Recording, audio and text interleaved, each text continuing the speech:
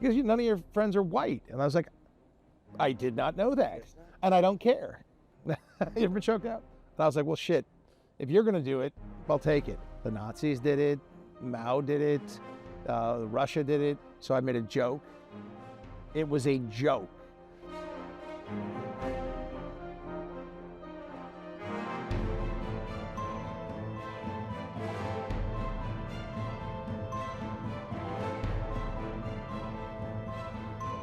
How you doing? This is great, really fun day. It's a great day. For a magazine photo shoot, not used to having fun. You used to being a pain in the tail, but this was doing stuff I loved with good, regular sort of folks, and so I had a blast. We try to make it fun. You did a good job. Tell me a little bit about your upbringing. I mean, obviously we learned a little today, but yeah, tell me kind of how you got to Princeton in the first place. Well, it started in Detroit, Michigan. Actually, that's where I was born. My grandfather was a commander in the Navy, and he was stationed at Selfridge Air Force Base. My ne'er-do-well mother had a 2-year-old, almost 2-year-old, and was pregnant with me, and there was a certain infidelity taking place with my biological father, and so she bolted, left. He was in the Army at the time, and she jumped on a Greyhound bus and took off to Michigan to go back to mommy and daddy. And 3 days later, I came into this world very happily. I guess it was a very quick birth too. I was like ready to go. And then but then when I was 3, my mom, she was like Miss Michigan International Speedway. She was a Playboy bunny. She was like, I'm going to Hollywood. I want to make my fortune. So she took her 2 little quarter Japanese kids who looked, by the way, when we were kids, we looked extremely Japanese. And it wasn't so, and our last name was Tanaka. And it wasn't so, I would say racism was a lot stronger back then, and certainly against Asians. My biological family had been interred in Minidoka way back in the day, and I'm actually a reserve police officer there in Idaho, about 45 minutes away. And I never knew that till somebody contacted me. Rolled out that's one of the beauties of the internet, rolled out my whole family history and said, your grandfather was there, and all this, and sort of threw everything down for me. So it was awesome. But my mom moved to California to be a movie star, and she fell in love with this young actor from South Dakota who was handsome, and they had chemistry and blah, blah, blah, blah. And the rest is history. He ended up adopting my brother and myself without a nickel, to have 2 nickels to rub together. That's an old school expression. He might have heard it. And they fell in love, and they got married, and he adopted us. The thing that's so funny about it now is whenever I make some sort of life decision that's a little bit questionable, he's like, you shouldn't do that. You should do this. And for the last 30 years, I'm like, Dad, you married my mom without a pot to piss in with 2 little Asian boys. So you can't tell me what I'm doing is crazy. He's like, yeah, I should have left you guys. But that's the humor in my family. But so my dad, so then we were living in Hollywood, and it was really weird because my mom was and she should have a book, because she was at the Tate LaBianca, that house, Sharon Tate's house, the night before all the murders, the Manson murders. Wow. So she was there and signed into the guest book. So when all the investigations went on, they had to come to my mother and ask questions, and there'd been a stalker sort of around the house, and eventually somebody ended up getting raped and shot right next door to our apartment complex. And I was out with my brother, who's 2 years older than me, and two other brothers from the different family, and I was by far the youngest, so that we were playing cops and robbers, and those guys had all the little plastic guns. So I didn't have anything, so I was looking for something, and I found this shiny metal object in a pond, and it was a revolver that was loaded, and I was pointing it around at everybody. My dad's like, "Hey, Dean, come here," and I came over there with that revolver, and it was it. And then that next day, my dad, I think, borrowed $10,000 from his father, and we bought a trailer in Malibu, California, and that's where I was raised till I went to college. And I was raised with all of the Hollywood kids. My parents and the Penns, Leo and Eileen Penn, were best friends, and Sean Penn, Michael Penn, Chris Penn. Chris was a year ahead of me. Played sports with him forever, so we were always together. And my dad had sort of transitioned from being he says, not a very good actor, to being a director, which is really where he shined. And so he started making, a bunch of little movies, and that's how I grew up. And that, for me, wasn't, obviously that isn't the path to Princeton, but this is like the one question you asked the one guy and he spoke for 2 hours. I'm going to do the same. Listen, No. I say, tell me about your life.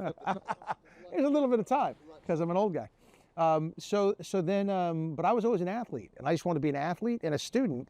Those are the two things I was always good at growing up. And that's kind of, how do you know, unless you're exposed to other things. And so my idea was, I enjoyed schoolwork and I enjoyed sports. And I was like, I'm going to use my sports as a way to get me into colleges that I might not otherwise qualify for. Princeton could take 1,600 perfect SATs. They could take, now, the 4.0 used to be with the highest you could get.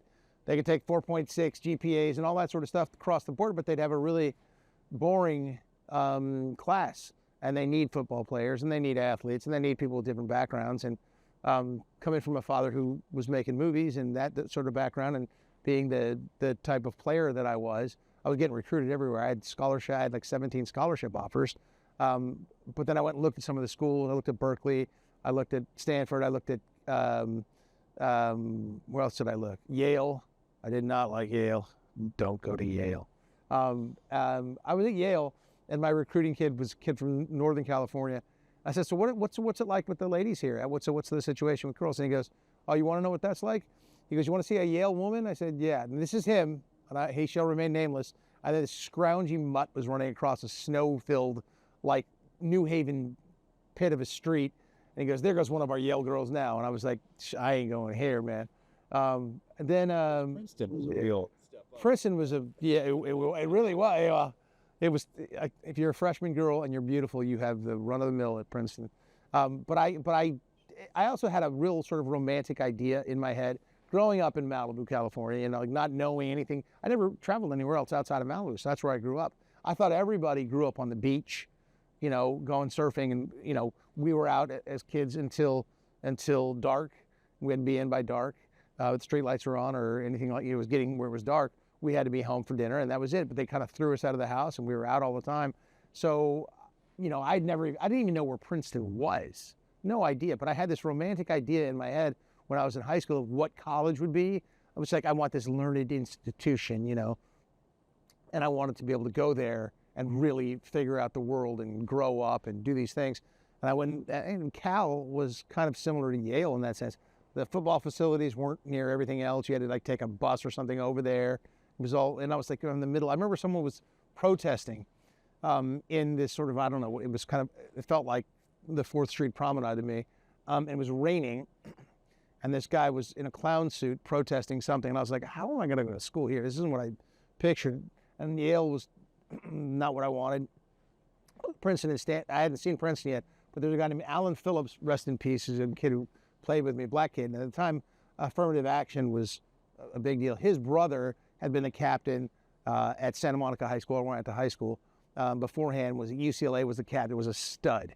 And his little brother, Alan, and I we always played together. But Alan was smarter than me, and it was affirmative action, and he was black. And so he and I would go on all our recruiting trips together. And we were at their house looking at all our stuff and talking about stuff. And I'm sitting next to Alan, and I see, we've got all our stacks of stuff. And because when you're a college recruit, you're getting a lot of attention. And our players are always going like USC, UCLA, and blah, blah, blah. And Alan ended up going to Stanford. But he had a Princeton thing, and I hadn't even heard from Princeton. And I was like, what is that one right there? Because it was a horseshoe-looking stadium. And I was like, that looks awesome. And it was all New England-y. And he said, it's Princeton. You don't have the Princeton stuff? I was like, no. He goes, well, let me talk to him. And he talked to them. And they're like, who else, could qualify here? And he said, well, number 11, that's my number. He's got the same grades, ballpark, and he's a hell of a football player. And they said, oh, wow. So about a week later, Alan and I were on a plane to Princeton. And I walked into that campus, and I was like, yes, this is what I want. But no scholarships. And my dad was doing okay at the time, but he wasn't making the kind of money you'd think a film director would make. He hadn't done his big films yet. The biggest film he had done was The Stone Boy. Between my junior year and my senior year of high school, starred Robert Duvall, Glenn Close, Wilford Brimley. It was great people. Freddie Forrest, and he was like, okay, this is cool. I played Robert Duvall's son, and I only got the job. I wasn't an actor, was because I looked like the kid they had already cast.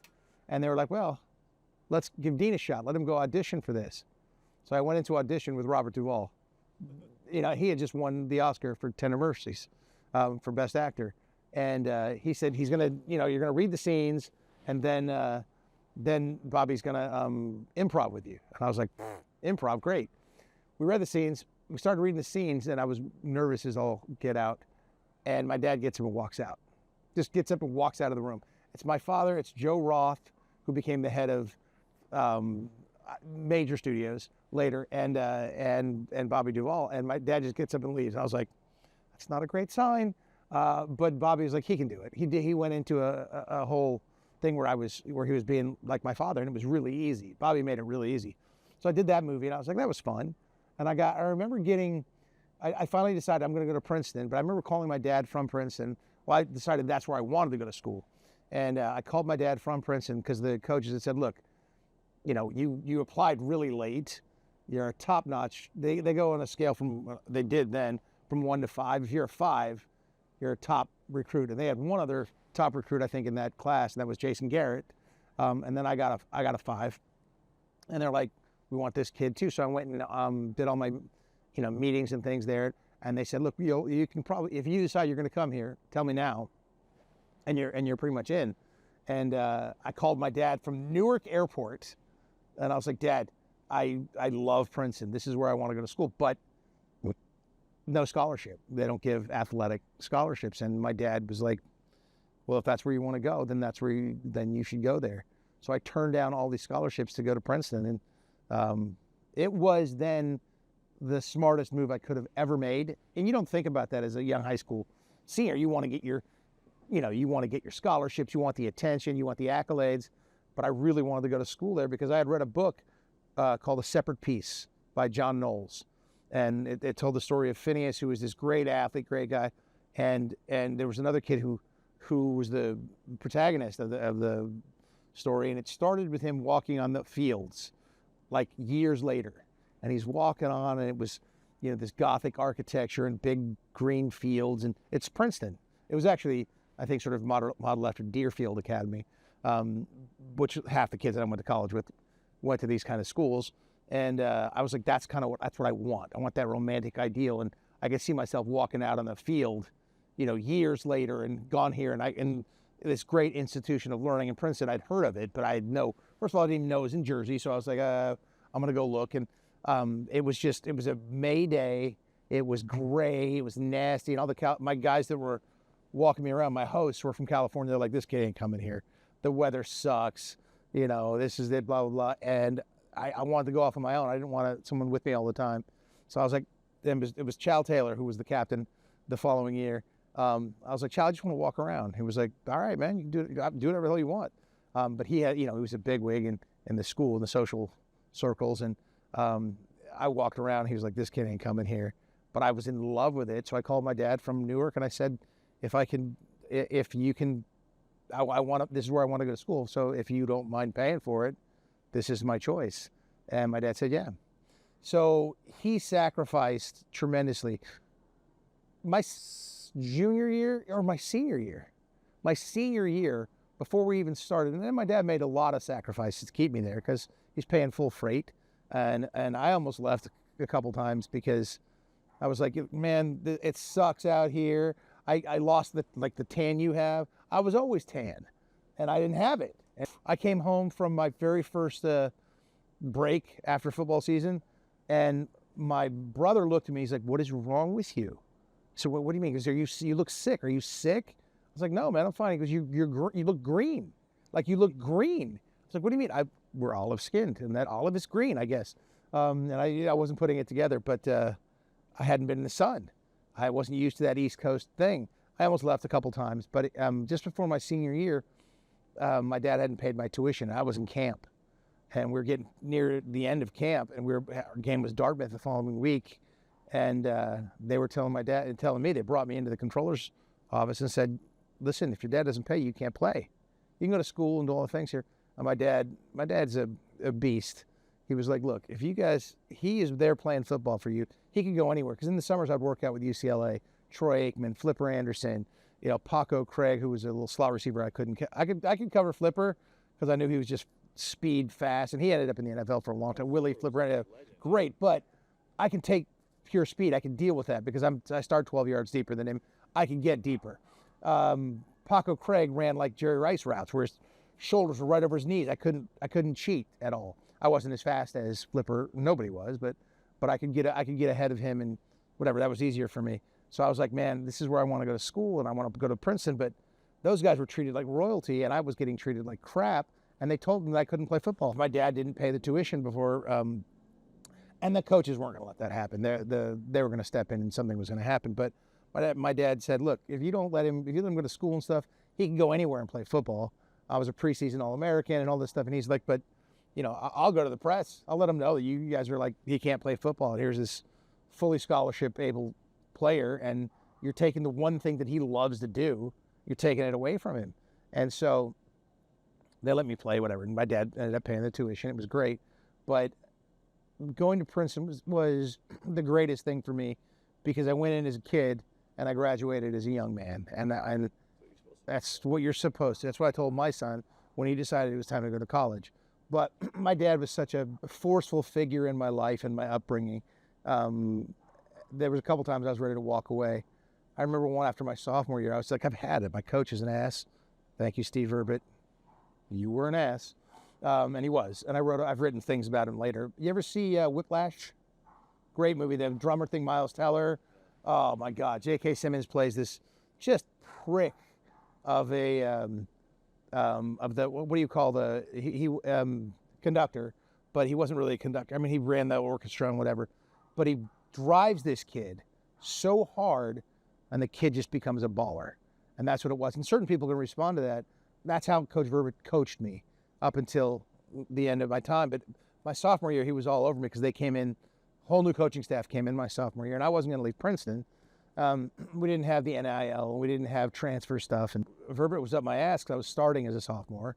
I had an asthma attack, didn't know I had asthma. Turns out later that I found out I was allergic to grass. I always get those grass bumps and things like that, and also trees, and then we're just surrounded by trees, certain trees, and they were all over the place. Had an asthma attack. I was like, this is bullshit. I'm ready to get out of here.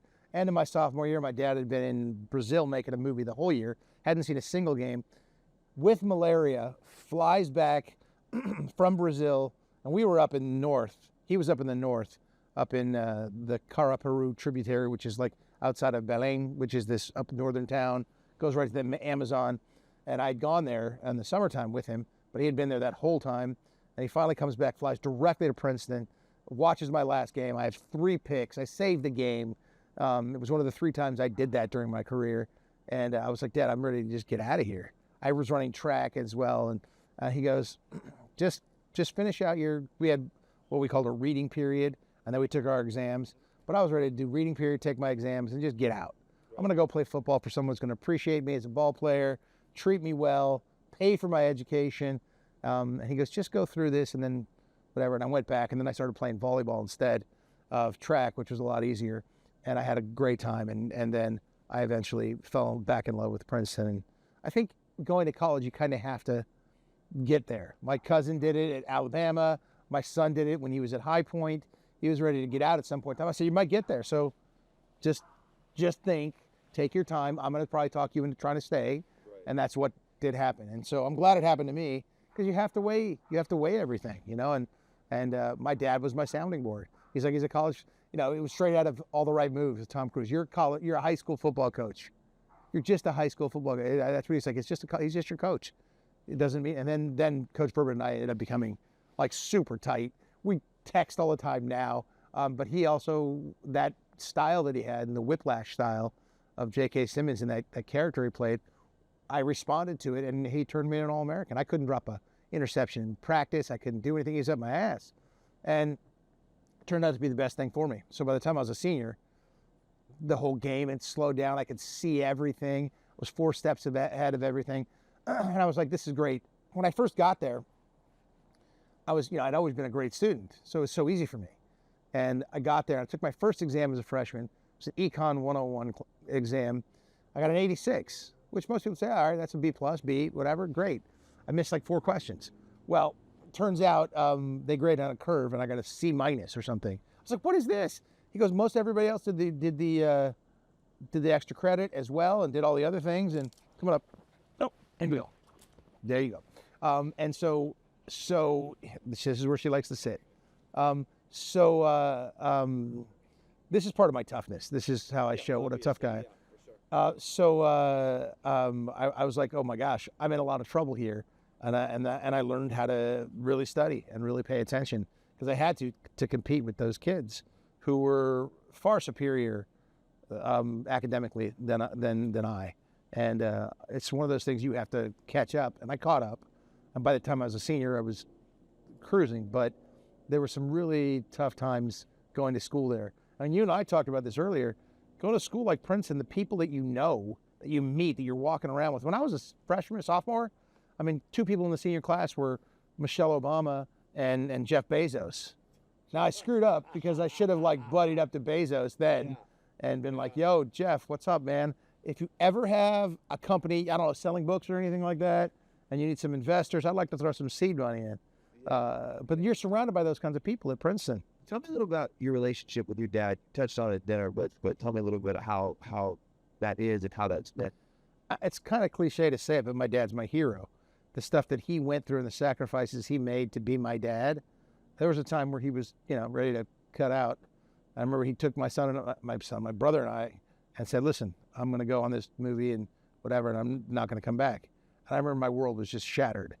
So I think he stayed for us at that point in time. And and just watching the sacrifices he made. And, there's that footsteps in the sand thing everybody talks about. Like you hear that say, God, why did you, God said he'd walk next to me always. And there's always 2 sets of footprints in the sand.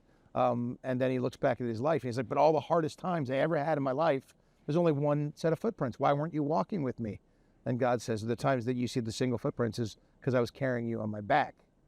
And that's what my dad was always there for me in those moments. And he's been the biggest influence in my life. He adopted me when I was 4 and just taught me how to be a father and how to be a man. And that's why I'm the kind of father that I am now. My son Christopher is standing over there.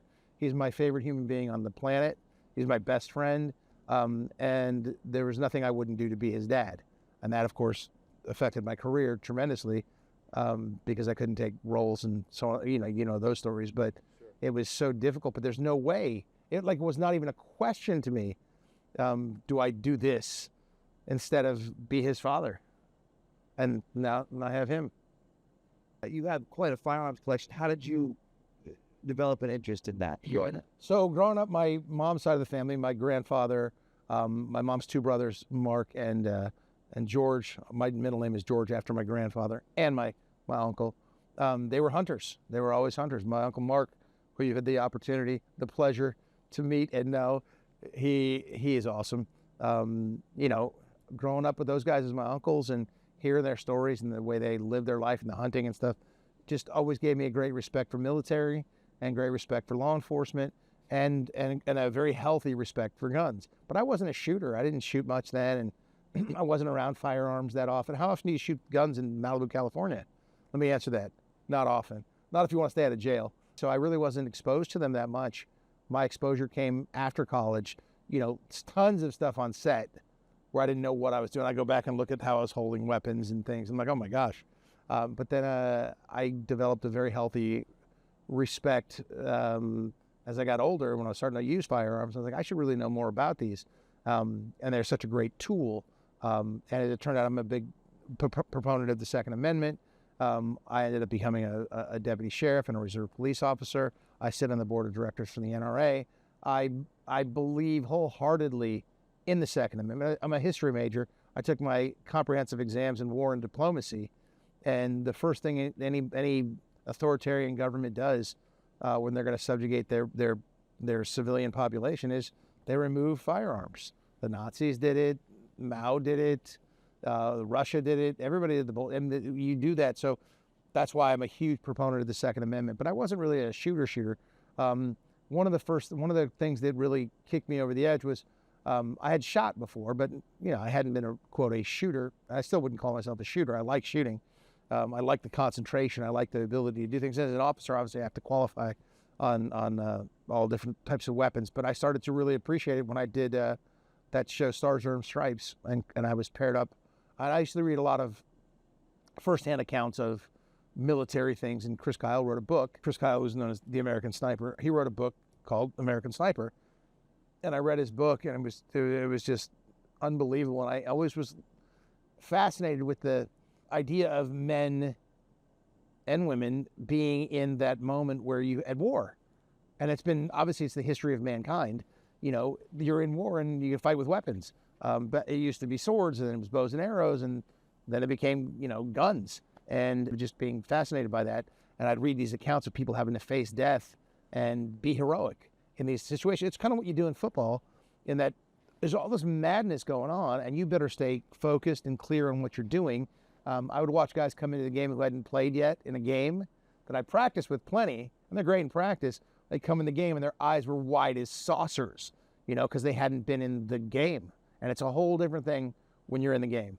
And I guess I translated that to what these guys had to do in war, because it's life or death for these guys. And I was fascinated by it. So then I just read American Sniper, and I got offered this thing from Mark Burnett, who was a former British paratrooper, and big time, he created Survivor and a lot of other shows like that. And his kids were going to the same school my son ended up going to, and he wanted me to come in and compete on it. And I was like, compete? I was 40 something years old. I was like, I'm going to be like the oldest dude out there. And he goes, yeah, but every single guy we're bringing in is a former. They're celebs, but they're former professional athletes, and the shooting is a big part of it, and blah blah blah.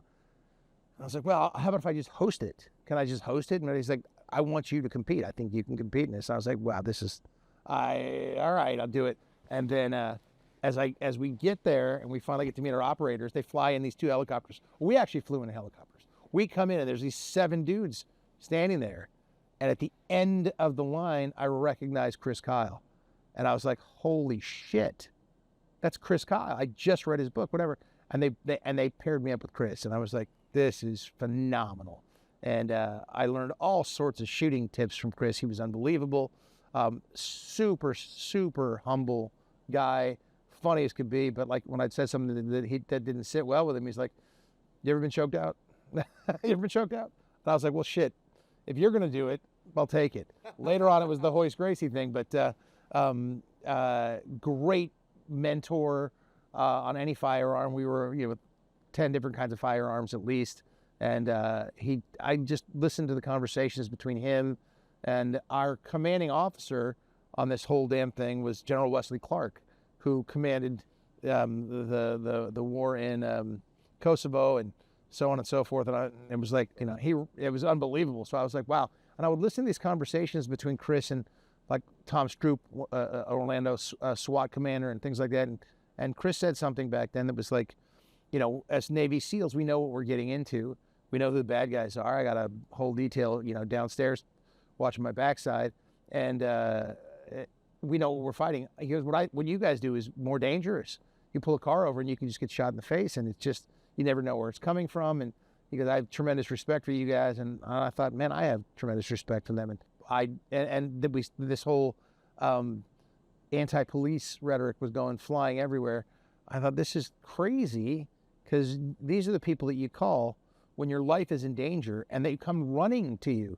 There's something about that thing, the sheepdogs that come running to the trouble. Most people panic. It's that big, wide saucer eyes I'd see on the football field. But then there were some other guys, you look at them, you're like, shit, I want to go with that guy, because that guy's going to get me out of here. And he knows how to face death and fear, conquer it, and be smooth and clear thinking. I was like, you know what?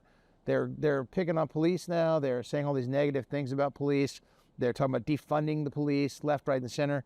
And I would always sort of try to stand up for law enforcement. And somebody said to me one time, I don't remember where it was, dude, if you're so big on the police, why don't you just join up? And I was like, you know what? I will. So I became a reserve police officer in St. Anthony, Idaho.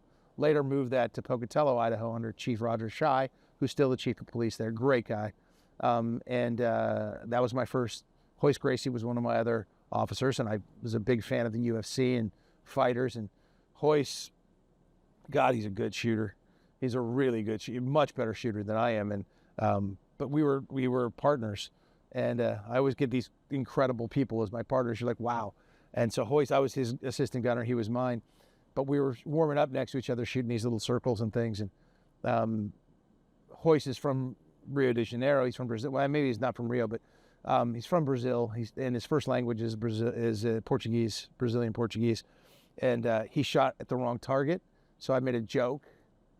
It was a joke. I was like, you must have really, either you shot everything inside that little circle, which was really impossible to do, or you shot the wrong target. He's like, what? I was like, you shot the wrong target. And I was kind of joking. Well, then he goes and shoots 100% on the actual shoot. And I was like, holy crap. They're like, 100. And I think I got, like an 88 or something like that, or 92 or 8, whatever, but 80. I think I was in the high 80s. And I was like, 100, man, that's sick. And he goes, it's because you challenged me. I said, dude, I didn't challenge you at all. I was joking. And then, but I also, that it's that focus and that sort of thing. And I was like, that's why he's a world champion and maybe the greatest fighter to ever live. No offense to Alex Pereira, who we just had dinner next to. I would never want to fight that guy. But that's that healthy respect for law enforcement and for that ability to face death and do those things made me want to join up and say, you guys are wrong talking about defund the police. Yeah, there's a bad apple here and there. You know who they are, even within your own police force. They should have better ways to be able to remove those folks. But that was the sort of the push for me.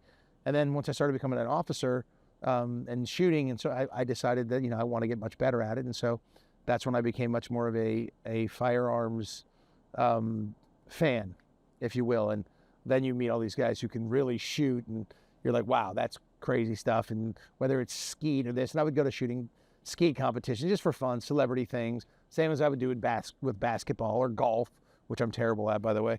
But golf is the worst for me. And I live on a golf course. I know. But I could knock one on with a 9-iron from here right now once. You'd be like, dude, you're sandbagging. And then my next 6 shots would hit my neighbors. But that's golf. And that's also shooting. It takes tremendous focus and great discipline and knowledge, et cetera, et cetera, et cetera. It's like when you hear him start talking about what he shot to get that elk and whatever, it was a 5.52 with a full load of this thing, and I had this on a blah blah blah. When he's talking about elk, and I'm like, I don't understand anything they're saying, but it sounds like it's pretty damn good. And there's a full science to it, and I love it. And I just am a huge proponent of the Second Amendment. You should be able to defend yourself and your family, especially in your home. But as a NRA guy, I do believe in the ability for anybody who has a concealed carry should be able to have reciprocity and should be able to carry in all 50 states. And I believe President Trump will put that through. He said it a number of times. And I promise you this, for those who are the haters out there, the NRA didn't elect President Trump. They say that, he's in the pocket of the NRA. No, not a chance. I've been on the board for, 6, 8, 10 years, 8 years, 7 years. I don't know how long it is. I think they're 4-year terms, and I'm on my second or third. It's not about that. He does believe in the Second Amendment and the right for people to be able to protect themselves, their families, and their homes. I think it's a God-given right. If someone's coming after you and your family, you should be able to protect them with lethal force, especially if someone's breaking into your home. If you've never had your home broken into or been robbed, which I have, it's horrible. It's absolutely terrible. And the first time I ever purchased a gun was because I was living in Brentwood, California. I was riding at night late. I used to ride late. Now I don't. But I heard this woman start screaming, and it was 3 o'clock in the morning, and I was up riding. I was like, what is that? And I'm such a rookie. I immediately turned on my lights, trying to look outside, see what's going on. Then I could hear her running up the stairs. I was like, oh, geez. And I turned off the lights, started banging on this huge picture window I had that looked right onto Barrington Avenue. And I was like, oh, my God. And I'd been through all my football, all that stuff. But my knees started to buckle because I didn't think I could protect myself. I didn't have a firearm. The next day I went out and bought a little short-barreled Mossberg shotgun, and I never was scared again. How did you get hooked up with the NRA as far as getting before? I had known Wayne LaPierre through other friends, and I was very familiar with the NRA. Half that side, my mom's entire side of the family are life members. I'd heard about it. I knew they were the preeminent, Second Amendment rights organization, which is the oldest civil rights organization in the United States. I consider that a civil right. the right to own firearms. And so I started talking to him, and he's like, if you want to run for the board, give it a shot. I was at a couple skeet shooting things with him, and I was like, man, all right. He's like, you're going to catch a lot of flack in your world of Hollywood, which is so ironic because every other Hollywood movie has got your star as a police officer or FBI agent or special forces guy or army or whatever it is, and their main weapon of retribution is a firearm. It's the great equalizer, especially for women. And so I was like, all right, I'll go in and I'll take this. I knew I was going to catch a lot of flack, same as I knew I was going to catch a lot of flack for becoming an officer. But I thought this is just the right thing to do. And I don't care if it affects me. Publicists, and you deal with plenty of publicists, would say, don't do that. Don't talk about that. You need to have a charity that you support. What charities do you support? When I was cast as Superman, I was 26. I was like, charities? I support the Dean Cain charity if I want to pay my rent. I had no worldly knowledge, and no one in my family that ever had cancer. My dad ended up having cancer, and so then it became a much more personal thing. And he's a survivor, and it's great, and it's cancer-free. And so there's just these things that sort of pop up in your life. But the last thing they would have told me to do was to become an officer or to become a board member of the NRA. Bad publicity, because it was just seen as so negative. The pendulum is swinging back now, and suddenly I'm not a salmon swimming upriver. People are saying, yeah, you should have that right, and there's becoming more support the way I see it. Maybe that's not the way the world sees it, but I think most Americans see it that way, and it's enshrined in our Constitution. And it's not just for flintlock rifles. There weren't Gatling guns. There were other sorts of the puckle gun, things like that existed. People could own cannons, privately owned. You could own all that stuff back in the day, and that's, I believe, how the framers meant the Second Amendment. You can have whatever firepower you need, and even Emperor Yamamoto said in World War II, said, you'll never be able to invade the United States because there'll be a rifle behind every blade of grass. And we're the only country, one of the only countries in the world that has that. And I just think it's such an important right, because I know when I'm home at night that we're safe here because I have access to my firearms. And if you're going to come in, they're going to drag you out. Well, I remember especially that sweet shotgun. Sorry. That thing is a good gun. You didn't even shoot it. I think Yamamoto was one of his generals, and they were talking about it being the U.S. Is that what it was? It wasn't Yamamoto? Well, no, he said that. But there was another one who said, okay, so say we invade and we take Los Angeles, then what? All right, you took L.A., you got a long way to go. It's a big-ass country. I'm not worried about the U.S. ever getting taken over by it. It'll be very, very hard. There's a comedian, a black comedian, cowboy kind of, no, just a black dude, whatever, and he has this great bit where he's like, and I don't know what his name is, I wish I did, to give him full credit. He's like, the United States, nothing's going to happen here because we have something no other country in the entire world has. Rednecks. And he's like, you come in and you come invade, there'll be a line of pickup trucks and NASCAR driving down to meet them, and by the time the army gets down, they'll be like, hey, y'all, what's going on? Oh, we took care of that already. It's over. And I think that's uniquely American, and I love it. I mean, we were, cowboy movies. My dad was a cowboy in South Dakota. He grew up as a cowboy, riding bulls and shooting and doing all those things. So he wasn't against any of that. But he wasn't a big gun guy. Still to this day isn't a big gun guy. Right. But he does understand the importance of firearms, and they're in, half the movies, like Young Guns, that he directs. Why Idaho and Virginia? What was sort of the random places? Yes. I just threw darts at a map, and yeah. Sure. No, what happened was that there's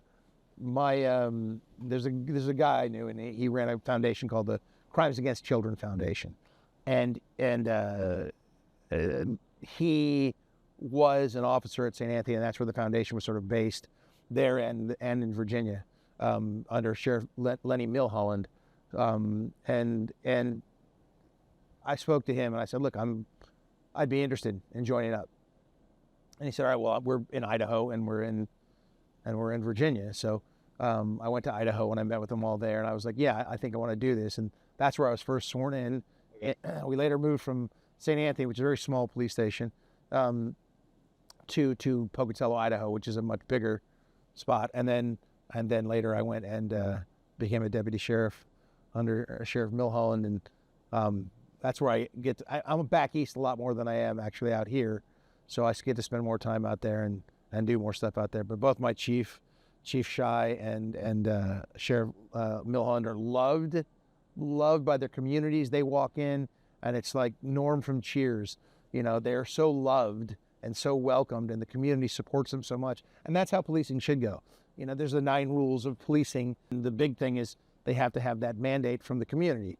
And I've been fortunate enough, the places that I've lived and the departments with which I've served are loved by the communities. So we're treated very well and respected.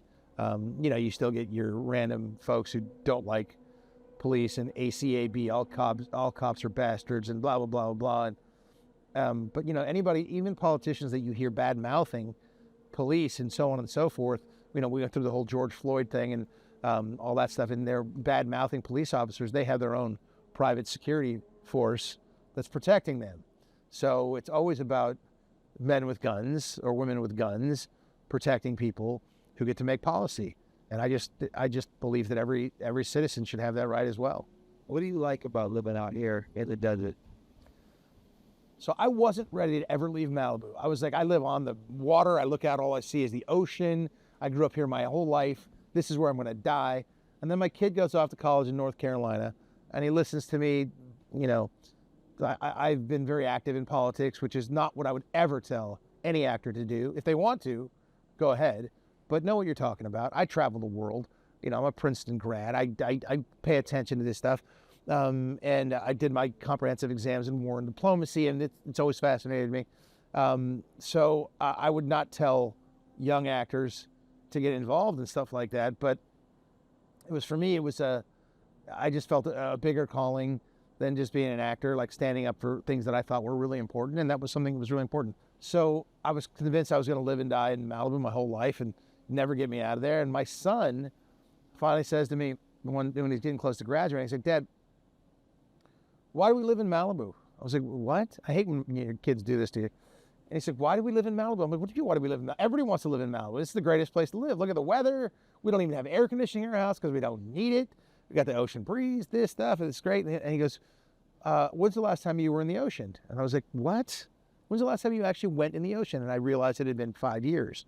And he goes, "You're bitching all the time about taxes. You don't like the policies and the regulations and all these things. And this is stuff you talk about on television, but you still live here. And you keep voting the way you vote, and you're trying to speak your mind."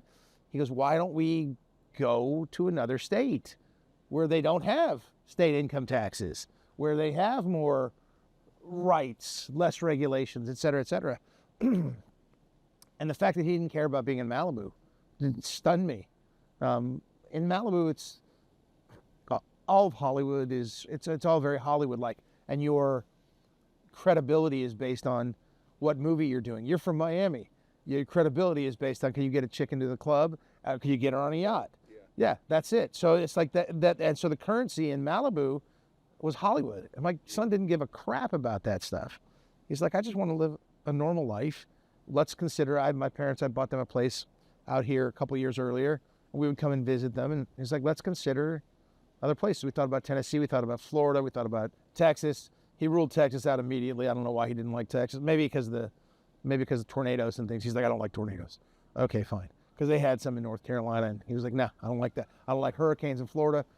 Plus, every animal can kill you, and it's humid. Oh, I don't like the humidity." And so we came and looked out here a couple of times, and I didn't find any houses that I was like, this could be my home, until I walked into this place. This is 10 times the house that I could ever get in California, because this house would be $60 million in Malibu, and it was millions of dollars cheaper than my house in Malibu. It's 10 times nicer. It's brand new. This thing was built in 2017. My other house was built in 1976. There's no fires. There's no mudslides. Regulations are totally different here. But I was like, "Yeah, but it's Las Vegas." It's like, "No, it's Henderson." We looked around different houses. My parents were having a great time living here. So then we walked into this house, and I was like, "Oh, Daddy's home. This is really nice." My brother-in-law still, when he comes in here, he drops his bags at the door and he goes, "Home. Home. It is home. It's so home." It's such a nice house, and I can't take any credit for how well I bought it furnished. I mean, it's just done. They're like, tell Dean if he wants to buy it to bring his toothbrush and his pajamas and move in. And it was literally what we did. And I had never considered it till my son, my favorite person on the planet, just goes, we don't need to live there. Let's think about something else. And making a change when you're, 56 years old, 57 years old, whatever I was at the time, is really difficult when you've decided this is what you're going to do. Your entire life has been there. So there was times when we first bought this place and we moved in that I was staring out the window at that strip behind me going, what am I doing? I live in Las Vegas. What the hell? And then I've just really grown to love it. It's quiet out here. My bedroom is dead silent. It's so easy to live here. I travel a ton. It's so easy to travel out of this airport. Right now, if I lived in the house that I lived in Malibu, it would take me forever, hours, just to get to LAX to fly out. And I fly out every other weekend right now. I think the security here is great. It's the entertainment capital of the world. I love watching UFC fights. I love watching shows, and it's all here. What restaurant do you like? If it's one of the best in the world, it's here. They've got 7 of them, and it's crazy. So it's really a lovely, lovely place. I live nowhere near the Strip, so if I ever want to go to the Strip, I just cruise down, which is almost never. And you find that people who live here don't go to the Strip because everybody comes in to go nuts and go crazy, and then what's going on? And I've just grown to just absolutely love it here. The desert takes a little bit of change. Once I went and visited our troops in Iraq in 2005, that was one of those moments they called it the Ambassadors of Hollywood tour. They sent out like 500, 600, 700 emails. Who might come out and visit our troops? Unpopular war at an unpopular time. We had just taken Fallujah, and they were like, they got 3 responses. 3.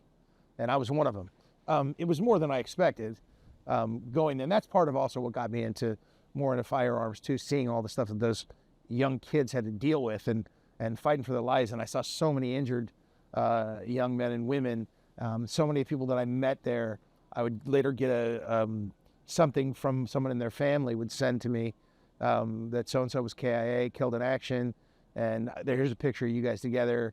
They really enjoyed your meet, coming out there. I was like, wow, this is crazy, and I live in Malibu, California, So that's another thing that got me. I should have mentioned that to begin with. There's so many things, it's hard to cover everything. Sure. But being out here, man, I couldn't recommend it any more highly. And I'm talking to so many of my friends in Hollywood, and they're like, what? I go, dude, this is my house. I have an elevator. I have a full theater.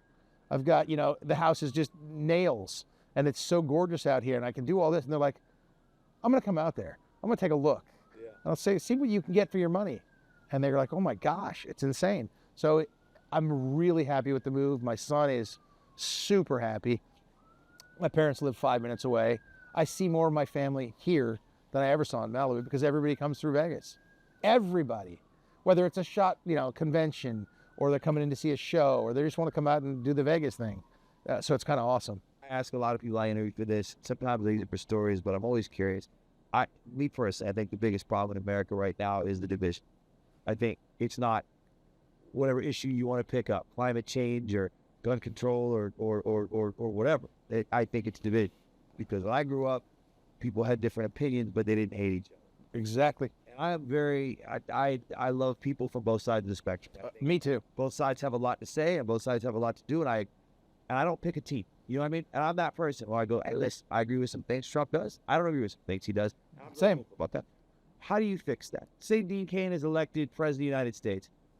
How do you fix that issue of division among people? Because frankly, neither of our last 2 presidents have done anything to help that. Help fix that. Right. Well, to bridge the divide, even though President Biden said, I'm here to restore the soul of the nation. I'm going to be a president forever. No, he didn't at all. Well, so you and I mentioned this earlier when we were talking. My friend, he's the Prince of Jordan, Ghazi bin Mohammed. One of the things he had to deal with, he was head of all tribal affairs. And people talk about tribalism here in the United States.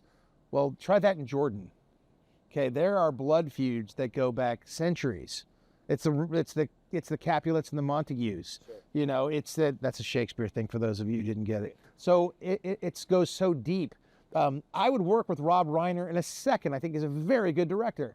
I don't know that Rob would work with me. We're friendly, and we've spoken a number of times.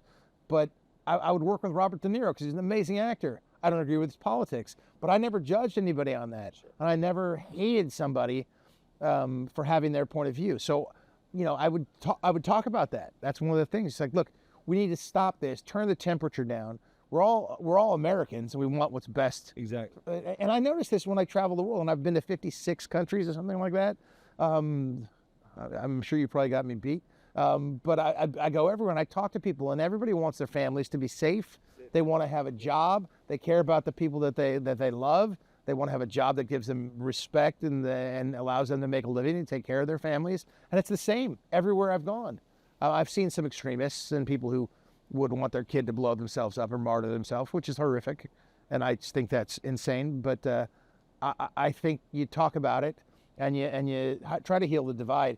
But there's so much rhetoric now, you don't get elected unless you're taking one of those sides and taking them very, very, very hard. President Trump used to be a Democrat.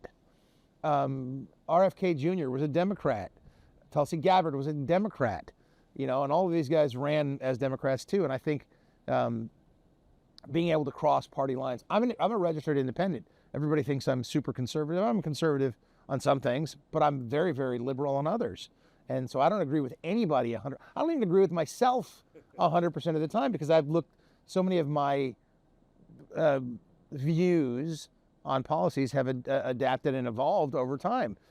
I always say, look, let's have a discussion about it. And if you can convince me your point of view is right, and I'm wide open to it, then perhaps I'll change my opinion. But if not, if you start up with racism and xenophobia and all that bullshit, you've already lost it's what Greg Gutfeld calls, loaded words. They're loaded. There's a whole thing, I was the first non-white, part Japanese mixed, Asian mixed actor to play Superman. And I remember at a time where they were like, a buddy of mine, Michael B. Jordan, they're like, there's discussions about Michael B. Jordan being the first non-white Superman. And I said, well, first of all, Michael B. Jordan's a great actor and a great guy. Like, he is a super great guy. Like, he could have been with us all day today. You'd have been like, that's a dude, just a regular great dude. And obviously he's blown up and gotten huge and all that sort of stuff. But they were like, what if he were to play it? I'd say he has every characteristic to be able to play the Man of Steel. It doesn't matter what color he's. But he wouldn't be the first non-white guy to play it. I sort of did that back in the 90s, but it wasn't the focal point of me playing the character. Well, I think most people did know that you were Asian. Didn't or did? Didn't, yeah. I don't remember it being a big deal. It wasn't something I knew watching the show. I learned it, I don't know, maybe I saw an interview with you or something. You talked about it. I did it with the one with Don Criqui, and he talked about that. It might have been that. I just saw it yesterday or something. I was like, what? It wasn't a big deal. Like, oh, there's an Asian American Superman. Like, it wasn't. And again, I was a kid. Well, because it shouldn't be such a big deal. Yeah. And now they make a big deal out of it. And it shouldn't be. So if Michael B. Jordan had played Superman, I'd been like, he's badass. I mean, he wouldn't be able to keep his mustache, but whatever. But yeah, he could have played. But that isn't what's important. Like, I wasn't a big fan of affirmative action. I understood it. Like DEI, I despise it because if you're qualified, you should be able to. I want merit. That's what you get in the football field. And I was very often the only white guy playing what they call, white DBs. There was two of us on the three of us. Yeah. We had three. We had three on the Buffalo Bills. When I got to Buffalo, we had three. Myself, John Hagee, and Mark Kelso. That was it. And there was 24 of us. I didn't think twice about it. I remember the first time I came up there and tried out, which I went as a free agent the day, like just after the draft. And I went up there and tried out for Buffalo, and I was up there, and there was a receiver who I loved. I knew exactly who he was, and I was guarding him all day, and I was on him. We go to the showers afterwards, and I went over to the shower. He goes, I go, what? He goes, this is for the brothers. And he goes, white guys go over there. I was like, fuck that. I'm taking a shower right here. And he's like, well, that doesn't intimidate you, doesn't bother you? And I was like, no. And he goes, you're going to be all right. You're going to be all right. The hazing and stuff that goes on is great within a team, but you care about merit. And he was just testing me. Right. Sure, you'll make the jokes or whatever, but you got to find out what's this guy made out of. Right. And that's what he was doing. I won't say it, I'll tell you afterward, but a great guy. And I realized right then, I'm like, okay, we're in the bigs here. But I was, when I played in high school, I I mean, my nickname, they were nicknaming me the White Knight. I was the only white guy that touched a football, other than our center, who's now my brother-in-law.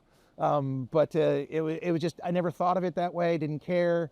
My best friend, my college roommate, black, this. My son I had with a Spanish woman, I speak almost fluent Spanish. I mean, there's some things when people start speaking fast in Spanish, I'm like, what? I can't speak freaking Cuban, I'll tell you that right now. It's different. Puerto Rican, the same thing. But Colombian Spanish, I clear as day, got you. And Spain Spanish, I'm so used to hearing. Sure. And Mexican Spanish, same thing. But it's just what you're exposed to. And for me, I don't care what race, color, creed. I don't care. What's your merit? Are you good? And I think that's happening now. And that's one of my favorite things about this administration. I love the things that are going on. I'm a huge supporter. But I differ on a lot of policy decisions from a lot of Republicans, and I voice my opinion, and I still could be friends with them, and we can still go have dinner and still talk about things, and especially the things that we agree on. America is not about what because it is a quote, it's so cliche, but it is a nation of immigrants. But what brings us all together are shared values. And if that's what we base things on, shared values, do you value your family, safety, the ability, I always say, and it's on my X bio, truth, justice, and the American way. Now, DC Comics let that lapse, and so it became, it's no longer trademarked. It became public domain. So I have that on my X bio. People always say, well, what's the American way, And for me, the American way is real simple. It is respect for the individual. So you have individual rights versus the state or the community. You have individual rights. You have the ability to compete fairly.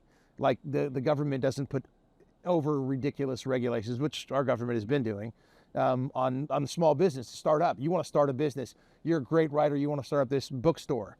Well, if you haven't got the degree and this or that, and you haven't gotten the right permit for this, blah, blah, blah, they make it so it's impossible for you. You're not going to be at a Barnes & Noble, who could pay for all those things, all those permits, and it shuts down the mom and pop stuff. So that ability to compete fairly, and then the ability to make a whole bunch of money, and do well, and then be able to take care of your friends and your family, and then pass that on. I mean, I think that's what everybody comes here for. They come here for the freedoms that we have as Americans, and I don't care if you're Indian or Pakistani or Israeli or Brazilian.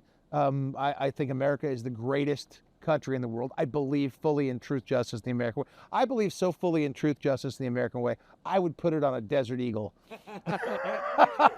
Oh.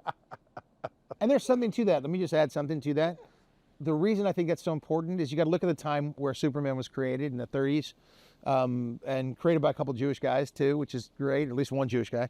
I'm sure if they were both, but it was this idea of the most powerful being in the world landing in a small town in Kansas, having parents like my father, right? I didn't say my mom because she's crazy, but you've already seen that. But she is a force of nature. But imbued with those small town American values of ones I just discussed. And so I think losing the American way as opposed to truth, justice, and a better tomorrow, I don't think that's right. I do believe in the American way because I do believe it presents the most economic and lifestyle freedoms for anybody on Earth. And I've lived in other countries. I've had a home in Spain for over 20 years, things of that nature. And I've been to so many, like I said, 56 different countries. Things that are going on now, you post something, you don't believe in free speech. I believe in it. Free speech isn't the speech that you agree with, that you protect. It's the speech that you don't agree with, that they should be free to say. And I believe in that wholeheartedly. That's how I grew up. Yeah. And that's what I still believe. Sean Penn, I don't agree with his politics. But if Sean was in trouble, I'd get in my car and go get him. Sure. And I see Sean now, I would hug him, in a heartbeat. Because I've known him my whole life. If you're taught to hate someone else, because I believe you have to be taught to hate something. Oh, sure. So hate is taught, and that's just it. When I see that kind of hate, I'm like, that's learned. That's learned from somebody. Somebody taught them that, because you don't come out of the womb like little kids. You put green, white, yellow, Palestinian, Jewish kids together. They're gonna this is my buddy. this is my friend, whatever. You can't be friends with him. I remember people saying that about us because we were Asian growing up. And people were telling me, like, hey, did you hear those Chinese kids moved out and then moved over to Point Dume? I was like, what is my best friend? I go, what Chinese kids? He's like, you fucker. I was like, I'm Japanese. What are you talking about? But he was like, that's how they would identify us. Hey, Chino.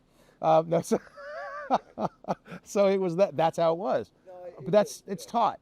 And I believe, and being a football player and always being around black players, like the last thing you could do is tell me, there's something wrong with black people. I'm like, 70% of my friends are black. What are you talking about? Like, you're out of your mind, and listen, my grandfather on my mom's side was pretty damn racist, but it was very funny when my black surgeon buddy from Princeton saved his life, and there's things like that. And I was like, well, yeah, because, there was one time I was in my house in Malibu, my cousin lived there, and I always bring friends over, and they'd be from all over, whatever. And he's like, he goes, Dino, do you realize that you haven't brought a single white person to the house? And I was like, what? He goes, none of your friends are white. And I was like, I did not know that. And I don't care.